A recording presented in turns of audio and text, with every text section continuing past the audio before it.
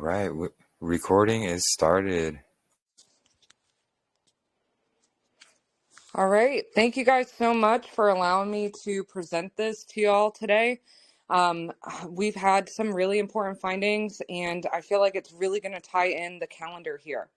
So I want to walk us through how Scripture, the heavens, and the priestly service all confirm the beginning of the year and the pattern of Yahweh's calendar. There are two significant markers that fall within the 7 days between the final, the 52nd, Sabbath of the old year and the first Sabbath of the new year, which is 316 on the Gregorian calendar. We call that the divider day. Some have heard it called the equinox, when day and night appear equal from the earth. And 320, the equinox, when day and night are equal by heavenly measure, the straight line balance seen from above. These 2 days serve as posts within a sacred 7-day window, which corresponds to the consecration of the priests, the sanctification of the altar, and the glory of Yahweh entering the temple. In Ezekiel 43, we are shown the glory of Yahweh entering the temple from the east, filling his house with light and power. Ezekiel 43, 1-5 says, "Afterward he brought me to the gate, even the gate that looketh toward the east. And behold, the glory of the God of Israel came from the way of the east. And his voice was like a noise of many waters, and the earth shined with his glory. And the glory of Yahweh came into the house by the way of the gate whose prospect is toward the east. So the Spirit took me up and brought me into the inner court, and behold, the glory of Yahweh filled the house." This vision aligns with what happens during this 7-day consecration period. It is during this time, specifically on the equinox, which is 320, that Yahweh's glory enters his house. The sun rises perfectly in the east, casting a straight line of shadow, no distortion, no blending, just pure heavenly light. The temple is filled with it. The house is sanctified. In verse 8 of the same chapter, Yahweh says, "In their setting of their threshold by my thresholds, and their post by my posts, they have even defiled my holy name." So here, Yahweh makes a distinction, their posts versus his posts. On 316, the equinox, day and night appear equal, but it's as viewed by the ground, by the priests in Israel. But this is due to atmospheric lensing and light refraction. That is man's post. That is day 0. But Enoch, when taken above the earth, he saw something different. There was no lensing. There was no refraction, no blending, just pure division. The true straight line day, the equinox, is what Yahweh sees. That is his post. So within the 7-day frame between the last Sabbath of the year and the first Sabbath of the new year, 316 and 320 stand as the two posts, the doorposts of this holy entrance, one from the view of man and one from the view of heaven. This 7-day window is not ordinary. It is a consecration period, a set-apart time, a pause between the closing of the old year and the opening of the new one, between the 52nd Sabbath and the first Sabbath. Ezekiel 43 says, 7 days they shall purge the altar and purify it, and they shall consecrate themselves. And when those days are expired, it shall be that upon the 8th day, and so forward, the priest shall make your burnt offerings upon the altar, and your peace offerings, and I will accept you, saith Yahweh. This mirrors the command given in the Torah. Exodus 29 says, "And thus shalt thou do unto Aaron and to his sons, according to all things which I have commanded thee. 7 days shalt thou consecrate them." Just as in Exodus, this week is not just for rest. It is a purification period, a reset, a moment of sanctification and preparation. On the 8th day, the first Sabbath of the new year, Yahuwah says, I will accept you. We also read in Exodus 29, and there I will meet with the children of Yasharel, and the tabernacle shall be sanctified by my glory.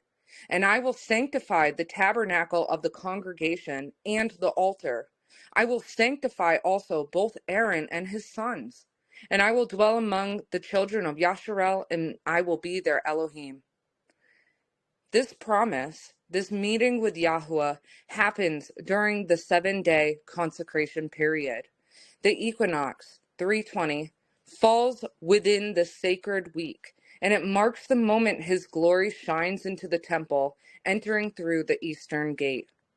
But this doesn't mark the end of the process. The entire 7-day period must be completed, just as commanded in the Torah. Only after the 7th day, on the 8th day, the first Sabbath of the new year, are the priests allowed to offer sacrifices and begin their service. Yahuwah also says, Thou son of man, show the house to the house of Yasharel. Let them measure the pattern and all the ordinances thereof. Also found in Ezekiel 43. The pattern is Yahuwah's calendar. The house is his heavenly tabernacle. And the sun and stars move in and out according to his ordinances. We are called to measure this pattern, not by man's calculations, not by traditions, but by the way Yahuwah has aligned the heavens. Numbers 3 says, But those that encamped before the tabernacle toward the east shall be Moses and Aaron and his sons, keeping the charge of the sanctuary. The priests stand at the east gate, watching. They are stationed to keep the charge, to observe the light, and to be ready for the glory of Yahuwah to enter. They watch during this transitional week, waiting as the house is filled, the altar is cleansed, and the new cycle is about to begin. So again, 316 is the divider day, and 320 is the equinox. They are the posts within the 7-day sacred period. This period begins after the 52nd Sabbath and ends with the first Sabbath of the new year. These are the days of consecration for the altar, the priests, and the house. The equinox is the day when Yahweh's glory enters, but it is not the end of the process. The full 7 days must be completed before the first offerings are accepted and the New Year's service begins. It is a pattern woven into Scripture and mirrored in the heavens, a time of preparation, sanctification, and alignment with Yahweh's perfect order. Okay, so we're going to move on to our wheel within a wheel.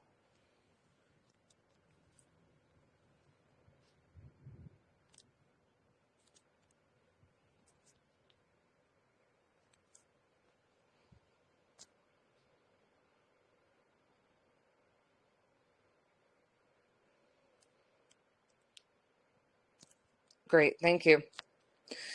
Yahuwah's calendar is built on multiple overlapping cycles, like synchronized wheels. Jeremy has done a great job explaining the outermost wheel, the weekly cycle. This begins with Genesis 1, 1 through 2, which takes place before the 6 days of creation. According to this cycle, there are 52 Sabbaths in a year, followed by a yearly divider day. This divider aligns Genesis 1, 1 through 2, and Jubilees 1:24, setting the stage for the creation week without disrupting the 7-day pattern. This yearly divider day is also known as Day Zero in the weekly cycle. It is not counted as part of any week, month, or day count. It stands alone at the end of the year, after the 52nd Sabbath, to reset the cycle and keep the weekly rhythm intact year after year. The solar cycle is a separate but connected wheel. It begins on the 4th day of creation week, when the luminaries, the sun, moon, and stars, were created. Genesis 1, 14 through 19. This is where Enoch 72 verse 5 comes in, which describes the Tekufa, the equinox day that begins the solar year. This Takufa is also referred to as day zero, but unlike the weekly divider, it is counted in the solar cycle. It serves as the starting point for the 364-day solar year. According to the Dead Sea Scrolls, the monthly count begins from this Takufa day, anchoring the months to the turning of the seasons.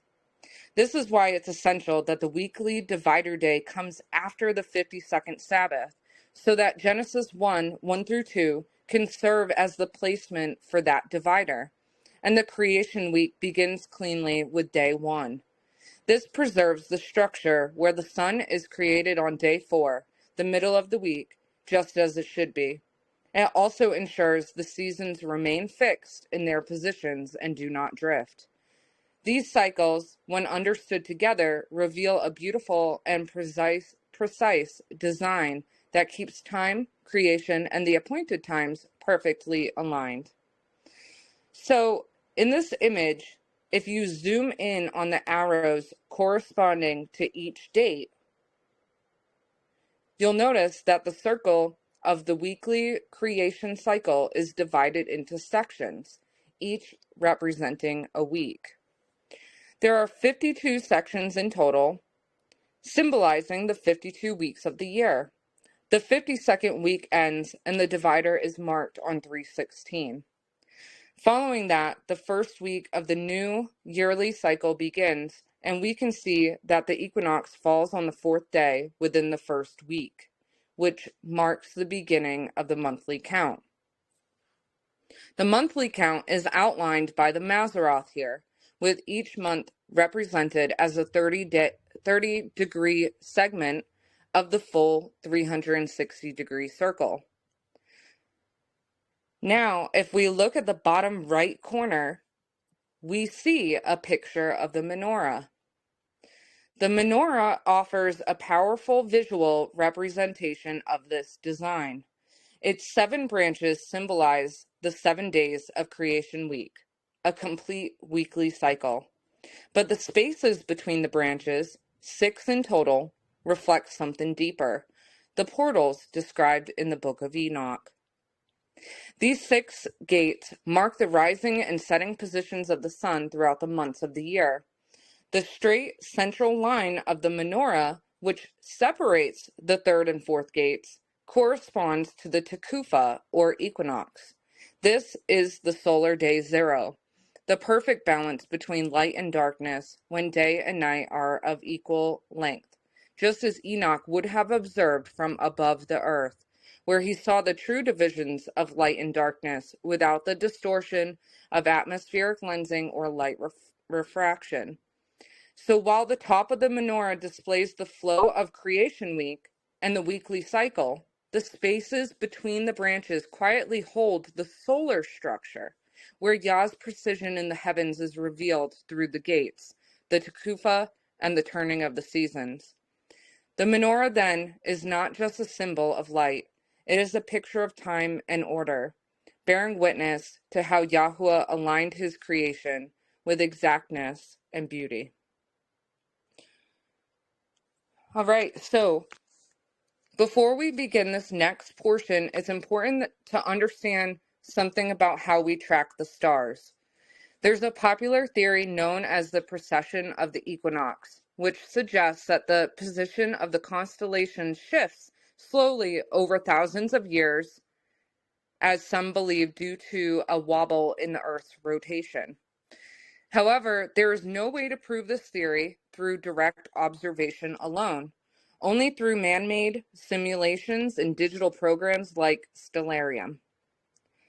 It's important to understand that the theory of the precession of the equinox does not change the sun's yearly path. The sun is the primary light and the main timekeeper in Yah's calendar, establishing the great sign mentioned in the Book of Jubilees. The moon and stars simply act as supporting witnesses.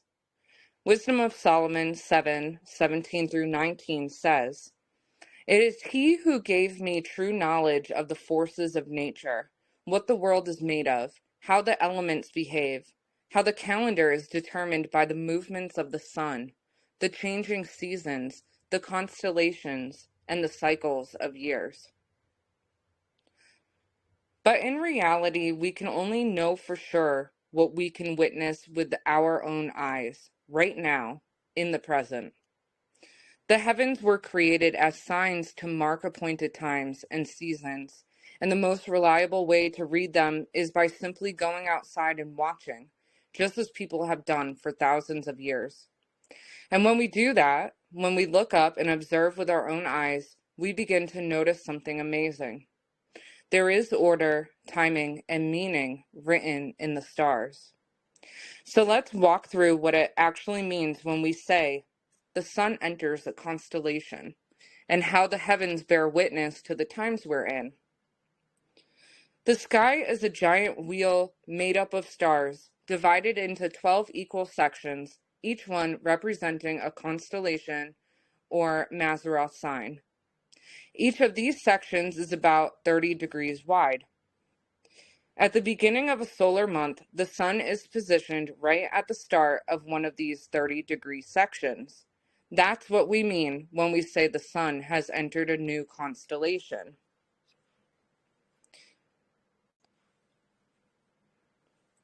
Jeremy, you can turn to the next picture, brother. So, for example, on the spring equinox, about an hour after sunset, when the stars are then visible, the constellation Aries appears low in the west. The stars in the western sky give us an indicator for the current solar month we are in. And the reason we look at it an hour after sunset is because that's when the light of the stars will actually appear, and you'll be able to visualize this constellation in the sky. So this is what we're looking at as an indicator for the current solar month we are in. All right, next picture. As an additional detail, at the same time, if you look to the east, you just pan around and look to the east, you'll see Leo just beginning to rise. This is especially significant because Leo is symbolic of the tribe of Judah. Just as Judah leads the 12 tribes of Yasharel, Leo leads the night sky, rising first in the east as the sun sets, bearing witness to a new season and a new cycle. So that's at the beginning of the year.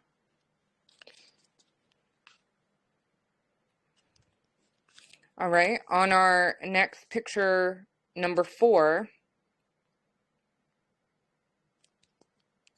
as the days go by, the wheels of stars slowly turns. 1 month later, at the start of the next solar month, Taurus appears in the west an hour after sunset, letting us know the sun has moved into that part of the sky. So every month you can look at this on your star charts or just visualize it as you test all things this year. Look at the beginning of the month, and the Mazzaroth that's in the west an hour after sunset will be different at the beginning of every month. And this is showing the monthly wheel in the heavenly tabernacle turning. So this is what it looks like on month 2. All right, picture 5. And here's another key sign. During the first month, the star Spica, known in ancient times as the barley star, is not yet visible above the horizon an hour after sunset. But by the time of Passover, which falls on April 2nd on the Gregorian calendar, the constellation Virgo, who holds the bright star Spica, rises above the eastern horizon about an hour after sunset. Its appearance at this specific time acts as a witness in the heavenly scroll, signaling that the barley is aviv, or ripe. This celestial sign witnesses to the timing of the spring harvest, aligning the agricultural cycle on earth with the messages written in the heavens. So the star is above the horizon, the barley star is above the horizon in this picture by the time of Passover.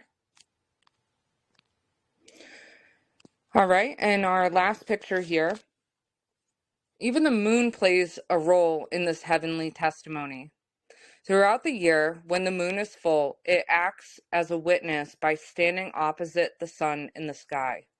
This means the constellation behind the full moon is always opposite from the one the sun is currently in. For example, if the sun is in Aries, the full moon will appear in Libra.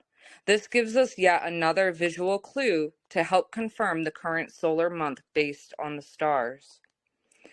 So by watching the skies, what's rising and what's setting, we can read the rhythms of time, the leadership of the tribes, the turning of the seasons, and even the timing of the harvest. It's all written in the great wheel of the stars above us, what many know as the heavenly scroll. Thank you.